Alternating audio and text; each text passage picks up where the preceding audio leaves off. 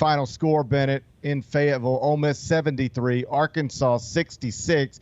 Chris Beard's Rebels improved to 13-2 overall, 2-0 in the SEC. John Calipari's Razorbacks dropped to 11-4, 0-2 in the SEC. If you're curious, Bennett, and I know you are, I am. This is the first time John Calipari has ever been 0-2 in the SEC. It never, not even once, happened to him at Kentucky. This ain't off to a great start, is it? No, I don't like.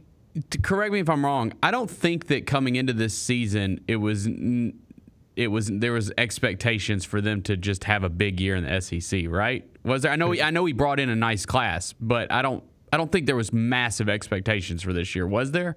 Well, there were massive expectations to be better than this, to be 0-2 in the SEC, to be at this moment by some sites projected to miss the NCAA tournament. They were preseason number 16 in the AP poll. Yeah. So for whatever that's worth, they were ranked 16th in the AP poll. When this season started, they were ranked ahead of top 10 teams like Marquette, like Florida, like Kentucky, like the Ole Miss team that beat them last night in Fayetteville.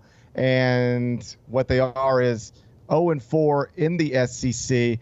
And if you just go by the net rankings, they dropped all the way down to 47 after last night's loss. If you go by net rankings right now, there are 16 teams in the SEC, Bennett. It's a trivia time. Okay. It's a Thursday trivia time. All right. 16 teams in the SEC, Bennett. Mm-hmm. Where does Arkansas rank in the net right now in the SEC?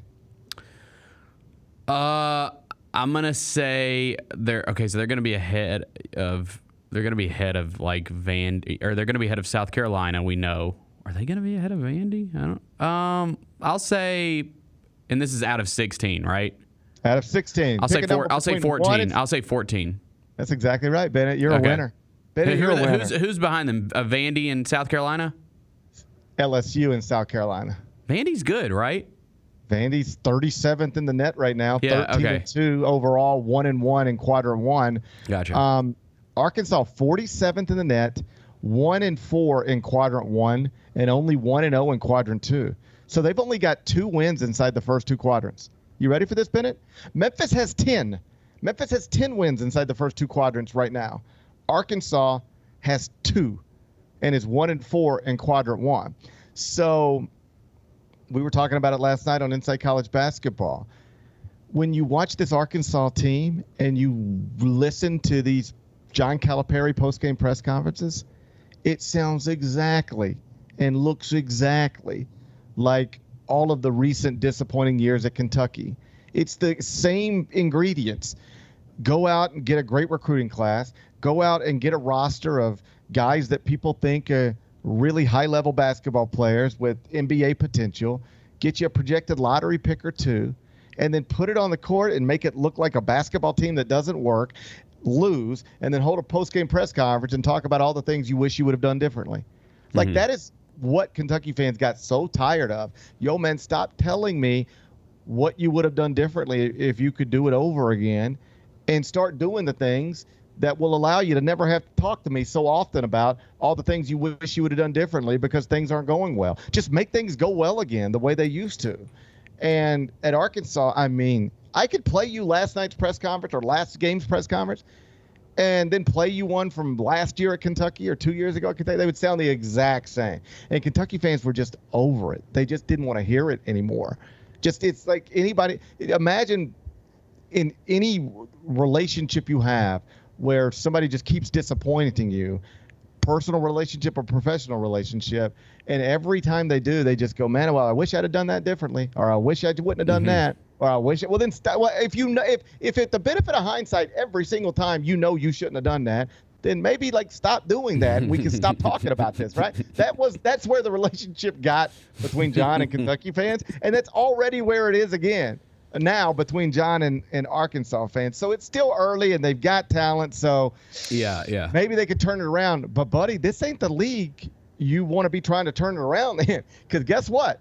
If you are right now, according to the computers, at least one computer, the 14th best team in your 16-team league, How you turn it around when there's 13 teams better than you?